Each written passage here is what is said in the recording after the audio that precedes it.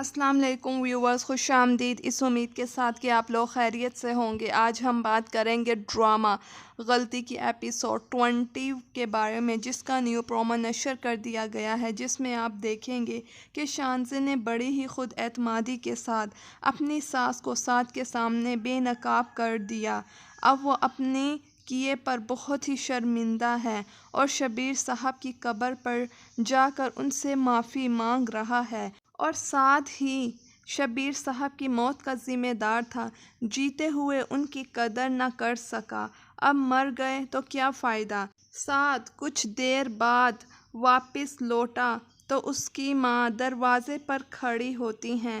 سعد کون سی ماں ہے جو اپنی اولاد کا گھر اپنے ہاتھوں سے برباد کرتی ہے؟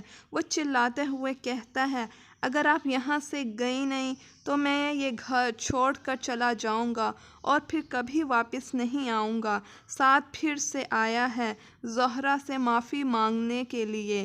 کچھ فیملیز بھی آئی ہوتی ہیں افسوس کے لیے۔ سعد ان کے سامنے زہرا سے بات کرتا ہے، میں تمہارے بغیر زندگی نہیں گزار سکتا۔ زہرا سعد کے سامنے ہاتھ جوڑتے ہوئے کہتی ہے، جہنم میں جاؤ پر میرا پیچھا چھوڑ دو، اور وہ اسے دھکے دیتی ہے۔ زہرا کا یہ رویہ دیکھ کر وہ فیملی بھی حیران رہ گئی۔ زیتون بیگم سہیل سے کہتی ہیں، تم بھی اپنی بیوی پر لگام ڈال کر رکھو، اگر زہرا کے نقش قدم پر چلی تو ہم کسی کو منہ دکھانے کے قابل نہیں رہیں گے۔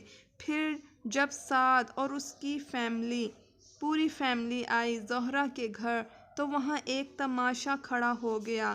فہد بھی زہرا سے شبیر صاحب کا افسوس کرنے وہاں پر آیا۔ سعد ایک بار پھر سے ان دونوں کو ایک ساتھ دیکھ لیتا ہے۔ شبیر صاحب کے 40ویں پر وہاں کافی لوگ جمع ہیں۔ سعد گھٹنے ٹیکتے ہوئے سب کے سامنے زہرا سے معافی مانگتا ہے۔ زہرا کھڑے ہوتے ہوئے کہتی ہے، آپ بتاتے نہیں آپ نے کتنی بار میرے وجود کی تذلیل کی ہے، لیکن سعد وہاں خاموش کھڑا ہے۔ تو زیتون بیگم مسکراتے ہوئے کہتی ہیں کہ میاں بیوی میں لڑائی جھگڑے ہو جاتے ہیں اور پھر صلح صفائی بھی ہو جاتی ہے۔ زہرا آخر کلام پاک لے کر سعد کے پاس آئی، اس پر ہاتھ رکھ کر سب کے سامنے قسم کھائیے اور بتائیں کیا سچ ہے۔ اب سعد جیسا شخص کلام پاک پر ہاتھ رکھ کر جھوٹی قسم نہیں کھائے گا اور وہ شخص سچ بتا دے گا۔ پھر آپ دیکھیں گے کہ سہیل گھر جا کر اپنی والدہ سے کہتا ہے کہ شادی شدہ زندگی میں تیسرے کی مداخلت سے گھر برباد ہو جاتا ہے، چاہے اپنی سگی ماں ہی کیوں نہ ہو۔ اب سعد اپنی بزدلی کا ماتم منا رہا ہے۔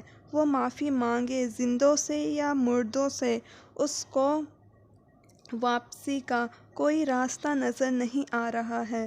زہرا کو چاہیے سعد کو کبھی معاف نہ کرے، کیونکہ ایک بزدل مرد ہی یا تو طلاق دے سکتا ہے یا پھر ہاتھ اٹھا سکتا ہے۔ ویورز، آپ کے خیال میں کیا زہرا سعد کو معاف کرنے پر راضی ہو جائے گی؟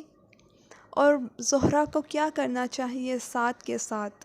اپنی قیمتی رائے کا اظہار کمنٹ سیکشن میں کیجیے گا۔ ویڈیو اچھی لگے تو اسے لائک اور شیئر کرنا مت بھولیے گا۔